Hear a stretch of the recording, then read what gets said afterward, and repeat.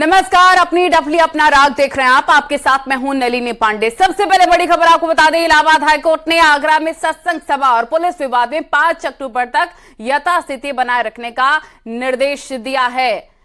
Justice Manish Kumar निगम की single bench में राधा स्वामी सत्संग सभा की ओर से दाखिल याचिका पर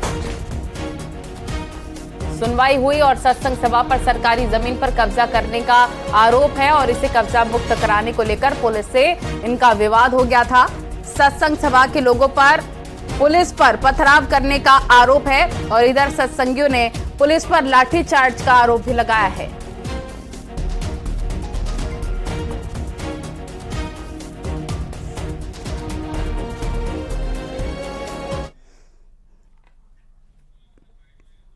और पूर्व डिप्टी सीएम और राज्यसभा सांसद दिनेश शर्मा भोपाल पहुंचे। वहां पर डिप्टी सीएम दिनेश शर्मा ने कहा कि पीएम मोदी के नेतृत्व में भारत विश्व गुरु बने, इसके लिए राष्ट्र निर्माण जरूरी है। इस बार के चुनाव में लोगों को बीजेपी का साथ देना जरूरी है। मोदी जी का और शिवराज जी का जो एक समन्वय है केंद्र और प्रदेश का, उस समन्वय ने पूरे राज्य में खुशहाली का वातावरण बनाया है और मुझे पूरा विश्वास है कि भारत विश्व गुरु बन सके और मोदी जी के नेतृत्व में पूरा राष्ट्र खुशहाल हो सके। जिस प्रकार से गरीब कल्याण की योजनाओं के माध्यम से गरीबों को समृद्धिशाली बनाने का संकल्प माननीय प्रधानमंत्री जी ने लिया है, उसका सीधा प्रभाव आज मध्य प्रदेश पर बन रहा है। माध्यमिक शिक्षा मंत्री गुलाब देवी ने इंडिया गठबंधन के घटक दलों की तुलना तराजू में बैठे मेंढकों से कर दी है। उन्होंने कहा, जहां पर निजी स्वार्थ टकराते हैं वहां एकता नहीं हो सकती, इसलिए ये लोग सीट बंटवारे को लेकर आपस में लड़ रहे हैं। स्वार्थ टकराते हैं वहां कभी भी एकता नहीं हो सकती। जो पीछे बयान था वो किस तरह का बयान था, उसको मैं इसी को लेके था कि इनके निजी स्वार्थ हैं। जिस प्रकार से तराजू में मेंढकों के लिए रखा जाए तो वहां पर रुक नहीं सकते, कोई कहीं उछलेगा कोई कहीं उछलेगा। ऐसे ये लोग निजी मांगों के लिए आपस में टकराते रहेंगे और कभी एकजुट नहीं हो सकते। संभल के एसपी सांसद शफीकुर रहमान बर्क ने मुस्लिम महिला विधायकों और सांसदों के कामकाज पर सवाल उठाने को लेकर बड़ा बयान दे दिया है। उन्होंने कहा कि नकाब में रहकर भी मुस्लिम महिलाएं अपनी बात रख सकती हैं। महिला आरक्षण लागू होने से पहले उन्होंने रणनीति का खुलासा करने से इनकार कर दिया है। वो बात तो पर्दे में मतलब ये नकाब लगाकर भी हो सकती है, लेकिन अभी इसकी कोई पॉलिसी तय नहीं है। बहरहाल मैं ये जहाँ तक मुस्लिम लेडीज भी अब काफ़ी पढ़ी लिखी हैं जाती हैं, वो भी गवर्नमेंट के अंदर काम करना चाहती हैं। अभी इन्होंने आरक्षण लागू हो गया, हमने वोट दिया, सबने दिया। तो मैं ये कहना चाहता हूँ कि अभी इसकी क्या फिक्र हो रही है कि वो कैसे, वो तो हमारी अपनी राय है, अपना तरीका होगा, हम आपस में बैठ के मशवरा करेंगे क्या करना हमें।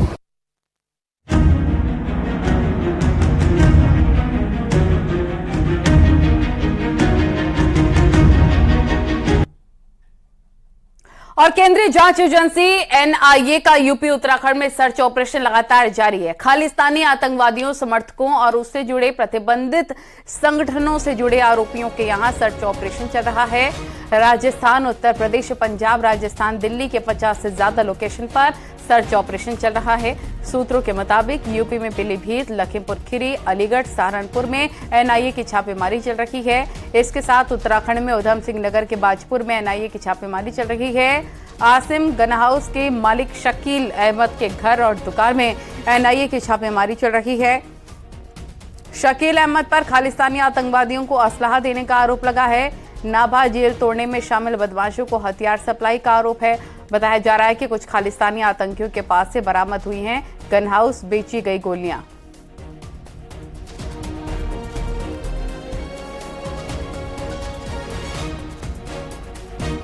पचास से ज्यादा लोकेशन पर छापेमार कार्रवाई एनआईए की लगातार जारी है। उत्तराखंड के 2 ठिकाने हैं जहां पर जांच पड़ताल चल रही है, चाहे हथियार सप्लाई करना हो, ड्रग्स सप्लाई करना हो, यहीं से इनपुट्स मिले हैं कनेक्शन होने के और इसी को अब और ज्यादा सबूतों के माध्यम से जुटाने की कोशिश एनआईए करती हुई।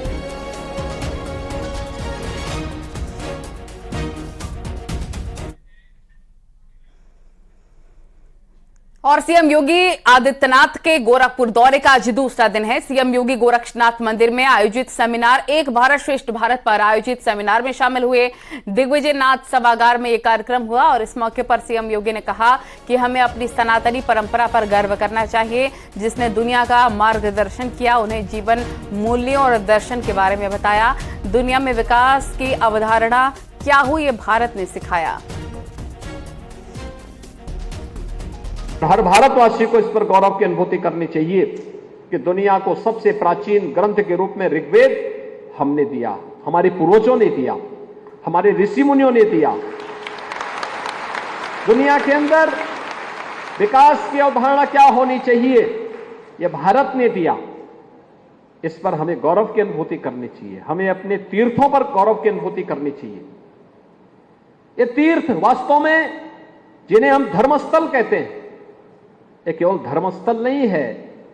सामान्य भौतिक चक्षु से अगर हम देखेंगे तो हमारे लिए वो एक धार्मिक स्थल हो सकता है, लेकिन अगर आप विराट दृष्टिकोण से उसको देखने का प्रयास करेंगे, ज्ञान चक्षु खोल करके अगर आप उसको देखने का अवलोकन करेंगे, तो आपको लगेगा कि केवल ये मंदिर नहीं है, ये धाम नहीं है, बल्कि यह तो भारत की एकात्मता का आधार भी है।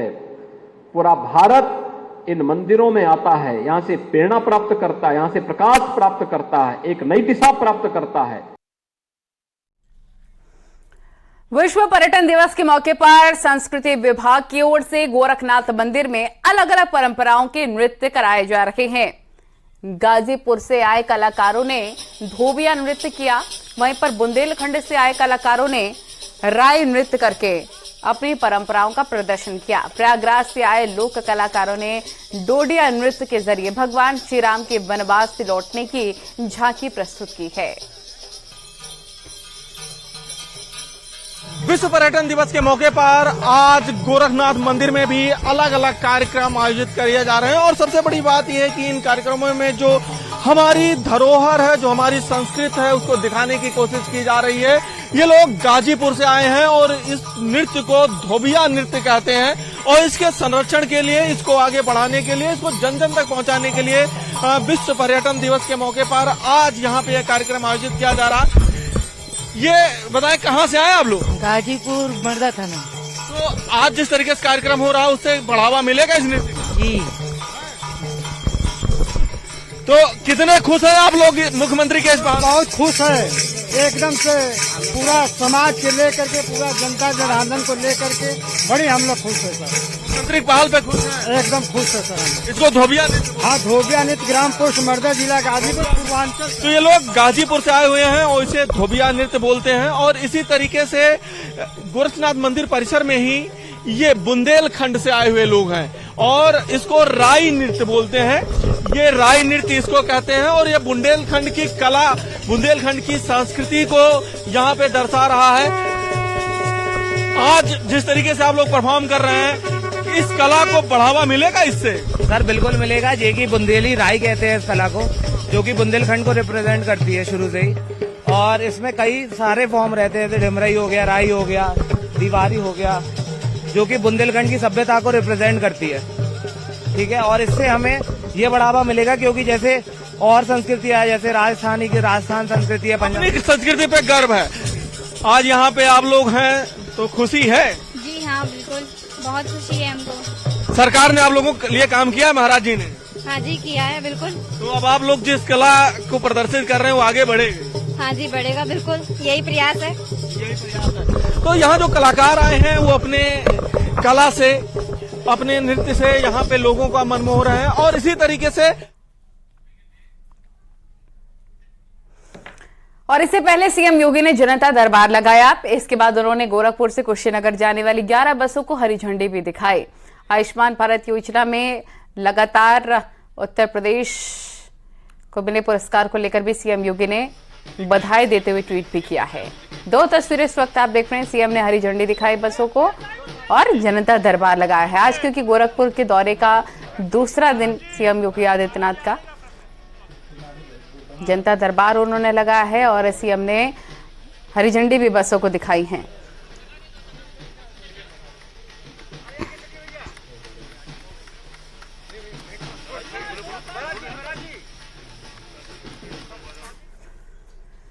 तो आयुष्मान भारत योजना में यूपी को मिले पुरस्कारों को लेकर सीएम योगी ने बधाई देते हुए ट्वीट किया है। सीएम योगी ने लिखा कि करोड़ों निर्धन नागरिकों के लिए आरोग्यता का वरदान बनी आयुष्मान भारत प्रधानमंत्री जन आरोग्य योजना के कुशल और क्रियान्वयन पर यूपी को ये पुरस्कार मिला है। यूपी की जनता और इस योजना से जुड़े सभी लोगों को बधाई।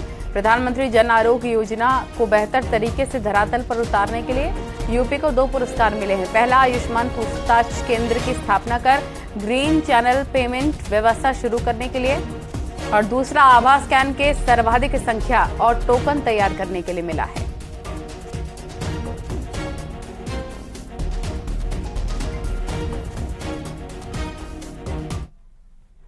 और प्रयागराज में कांग्रेस कार्यकर्ताओं के जरिए फूलपुर लोकसभा सीट से प्रियंका गांधी वाड्रा को चुनाव लड़ाने की मांग की जा रही है। कांग्रेस नेताओं ने अब पोस्टर प्रियंका गांधी को लेकर लगा दिए हैं।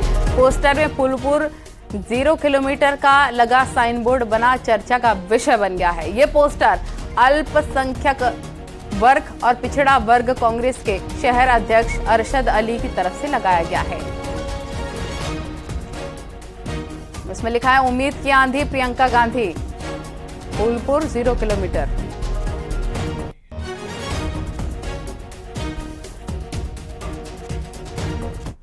जहां विपक्ष जातिगत जनगणना और ओबीसी की बात कर रहा है, वहीं पर बीजेपी ने सर्व समाज को साधने के लिए ओबीसी सम्मेलन के साथ ही दलितों को जोड़ने के लिए बस्ती संपर्क अभियान और संवाद कार्यक्रम की शुरुआत कर दी है, जिसके तहत उन वोटर्स से संपर्क साधा जाएगा जिसके लिए अब तक किसी भी राजनीतिक दलों ने रणनीति तैयार नहीं की है। एक रिपोर्ट देखिए।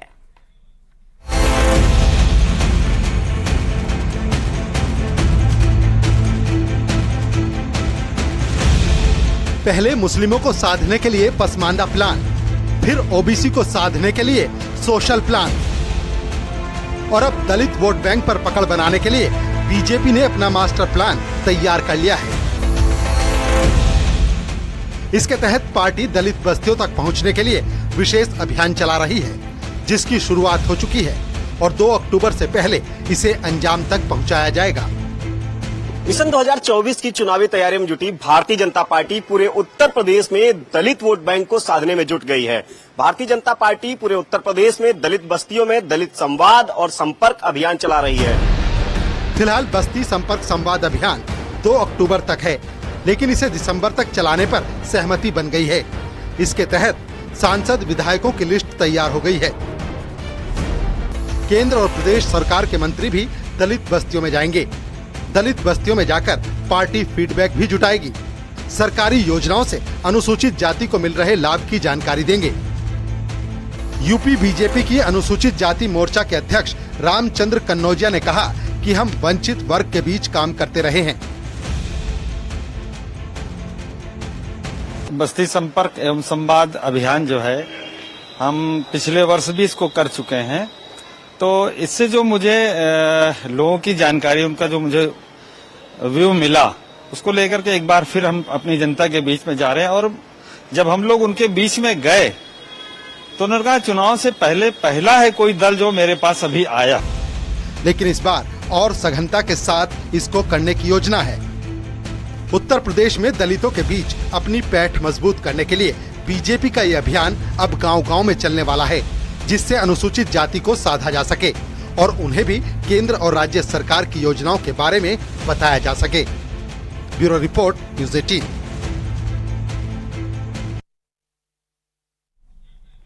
खबरें और भी हैं, लेकिन यहाँ वक्त हो गया छोटे से ब्रेक का।